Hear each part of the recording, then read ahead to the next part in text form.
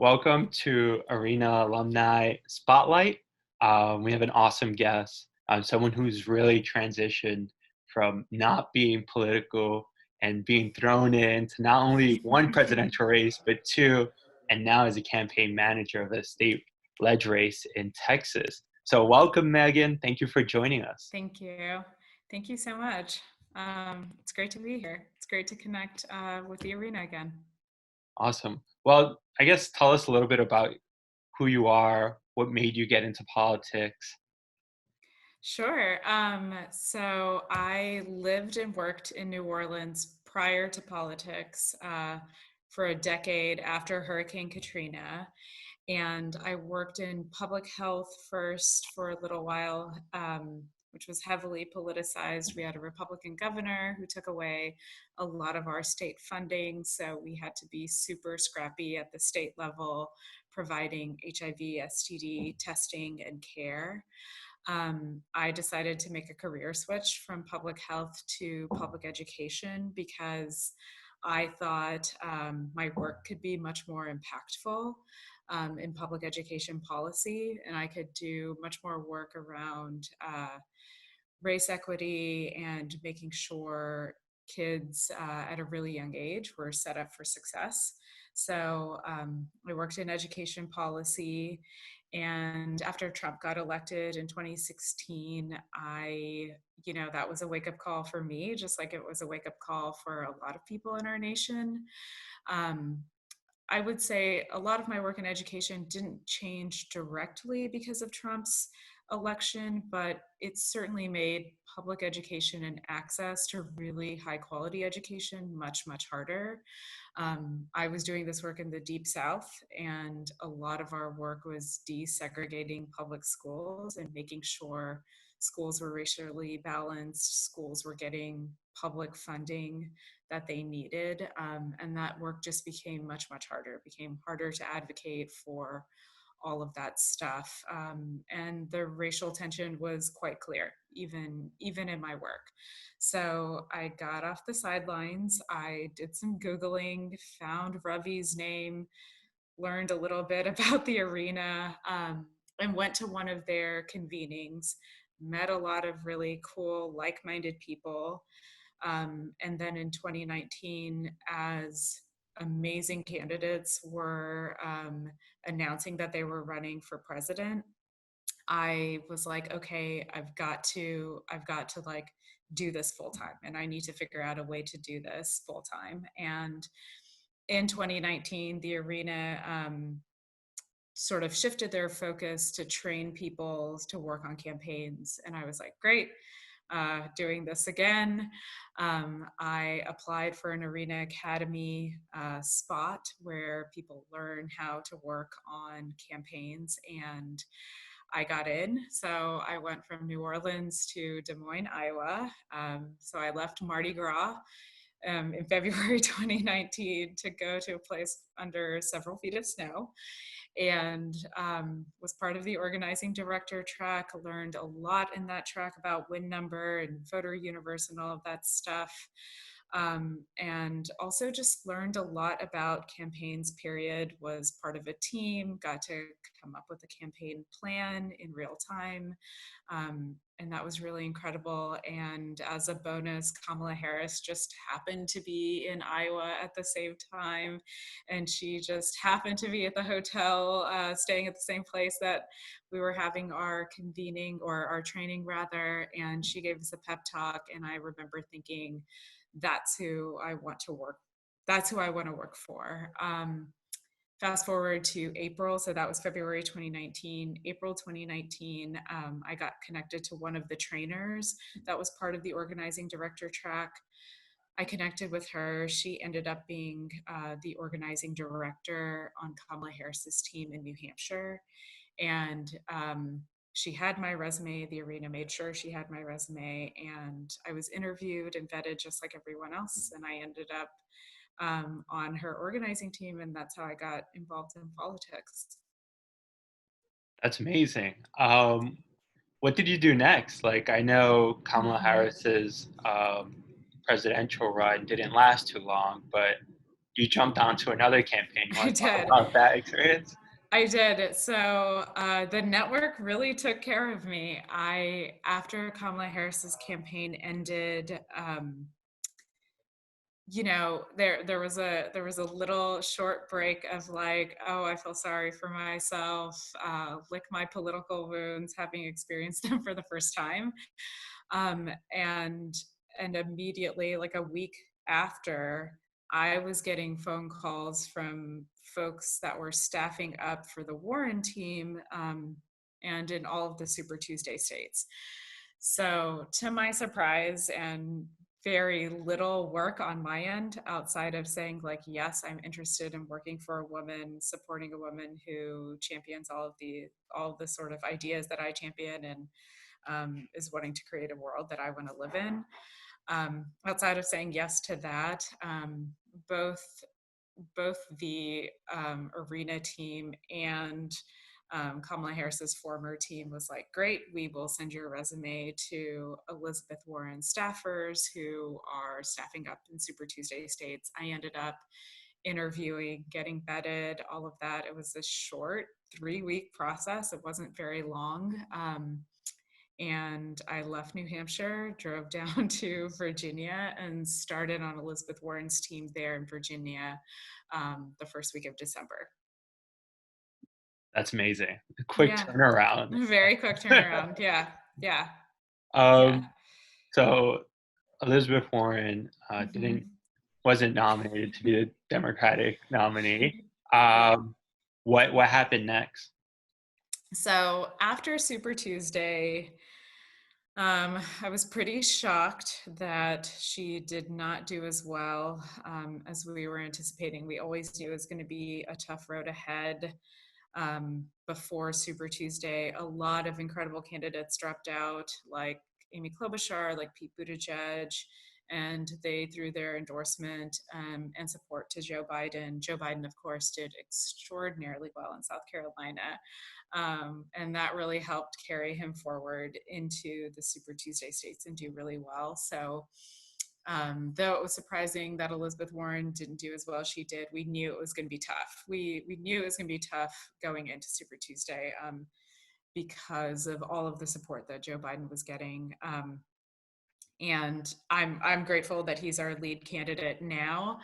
I thought very similar to how quick the turnaround was between Kamala Harris and Elizabeth Warren, and making that jump from one job to another and from one state to another. I thought there would be a quick turnaround time between Elizabeth Warren's campaign and jumping onto Joe Biden's campaign. That was not true. I I had blinders on going into Super Tuesday, and I didn't realize that coronavirus was as serious as it was. Yeah. And it wasn't until after Super Tuesday that coronavirus was all over the news. There was a lot of panic around, the virus. Yeah. So I was like, okay, maybe the vetting process will take a little bit longer. I went to New Orleans to hang out with friends and put more stuff in storage. And once I got there, it was clear that like I was not going anywhere and that the entire country was basically under lockdown. So, needless to say, it took a while for me to connect with somebody on Biden's team. But in between that time, I had this opportunity to like reflect on my career Yeah. um, over the past year and the two campaigns that I'd been on, and being back at my home base in New Orleans, and just having time to like slow down and think really opened my eyes to other races that were happening across the country and other ways that I could make an impact, even if I wasn't working on a presidential race, right? I looked into congressional races, I looked into state races, and Texas is where I was born and raised. And there was an opportunity. The Texas Democratic Party was vetting folks to be campaign managers. And so I applied and I was getting interviewed. And around the same time, the arena was having another academy. Um, and arena staff and folks have been so helpful in just like having conversations with me and asking really good questions, and getting me to think about what I want to do next. So I took this reflection time, to have conversations with Abby Witt. And she gave me more than like a gentle nudge to like, yes, work on a state ledge race. Yes, take the campaign manager job. You will learn a lot. It will totally elevate your career, and everything you want to know about campaigns will be made clear Yeah, doing this kind of work, especially for really important state ledge races. And so, yeah, I that was sort of like the boost that I needed. I was lucky enough to get matched with a really amazing candidate, someone who's running for reelection. She won in 2018 by a really narrow margin. The Beto wave was sweeping this part of Houston, and she won by 113 votes. And she's running against the same Republican opponent this time around as well. And we are hoping to do much, much better. that's amazing. Yeah, What's the yeah. journey in the past, the past 2 years I from New know. Orleans to I know. Iowa, back to New Orleans, Yeah. New Hampshire, Virginia. Uh, so now we're talking, it's, early July. Mhm. Houston is in the middle of the coronavirus, like Yep. at peak numbers. How do you run a campaign during these times? Yeah, great question. My candidate is amazing. She's been a state legislator, so she has staff from the state side who are responsive and answering questions every day to really give people constructive ways of how to deal with this pandemic, right? So Governor Abbott, although he's now sort of changed his tune, requiring people to wear face masks in public and requiring people to practice safe social distancing and good hygiene, he was not doing that leading up to last week and sort of the explosive number of cases that we've seen in Houston. Gina Kalani, has been a champion this entire time about wearing a face mask, practicing social distancing, staying home if you can stay home. Um, and her legislative staff have done the same. So they've taken so many calls from constituents in Katy that are freaking out because their health insurance was tied to their employment. So a lot of what we're doing right now is voter contact plus giving people information about how to stay safe, what they need to do to connect with unemployment, what they need to do to like navigate healthcare, whether it's, apply for Medicaid or something like that. So we've been responsive in a lot of ways. We haven't just been doing like phone banking and text banking, which is all you kind of can do, or like virtual town halls. We've gone the extra mile to really answer questions because we know we can. We know we're in a position to, and so we've taken on this dual role of state plus campaign work. How does your team look like? I know some state ledge Mm-hmm. races is one, maybe two, hopefully three staff members. What does your team look Yep. like? So it's just one full-time staff, and that's me. It's two stateside staff. Part of their work is tied to this campaign, and so they're able to give like 10 to 14 hours a week to the campaign, and they really do a good job segregating that time and segregating that work. Beyond that, we have an incredible team of consultants that we've hired. Consultants include a political director, includes a digital team, a media firm, a mail firm, and folks who aren't consultants and aren't paid, but are definitely allies of our candidate. And we get together virtually and have conversations about how to better fundraise, how to better connect with voters, how to be responsive where we can be responsive to constituent needs, and how to spend our money on things that we know will get us to that win number, right? So if this is a year where we can't knock on doors and everybody hates that, I hate that, I love canvassing, then it's definitely a year for mail and TV and digital, right? So we are doing everything we can to get savvy in those areas, in order to like make up for not being able to meet with voters face to face, which is unfortunate. Do you have any advice for other campaign managers or new staffers trying to run a campaign during this pandemic? Yeah, I would say don't be afraid to ask questions. Ask all of the questions that you need to ask. When it comes to consultants, I mean, they work for you. You know, you are raising all of these fundraising dollars. They are deeply invested in making sure that you win. And if you don't understand something, or if you need clarification on something because you just don't have all of the information, or you're new to this world like me, and you don't have the frame of reference to lean on when it comes to a lot of this stuff, don't be afraid to ask. People are incredibly helpful. It really gives people a moment of pause to really think about, oh yeah, this is why we are doing the thing that we are doing, and it's important to have that information. I would say beyond that, lean into your network. If you've worked on any campaign in the past, or if you've gone to an arena academy, or if you've gone to an arena convening, now's the time to email folks and ask them for help, to either connect you to campaign roles and campaign jobs, or connect you to people who have no problem talking to you, giving you advice. Like, I would love to be connected to other campaign managers, and I am.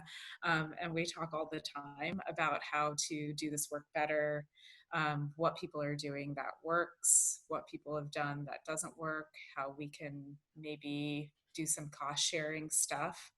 um, I know that there are folks in or near my district, for example, who are campaign managers on other state ledge races, right? That maybe want to hire field directors or something like that, but the money isn't there. But it may work out to share a field director or something like that. That's not even something that I would have ever thought of without having a conversation with a bunch of people and asking questions. So yeah, that's my primary advice. Ask a lot of questions, get the help that you need, and lean into your network. Awesome. And what's next? What do you want to do after Mm-hmm. November? Do you Mm-hmm. Are you looking for a bigger race, or are you going to stay in Texas State ledge races? That's a great question. It depends on how both my race goes in 2020 and nationally. Yeah, Like, let's be generous and say that we have a Democrat in the White House. I would love to work for the administration. There's a lot of work to do. I would love to lean back into my policy expertise, and help make change that way.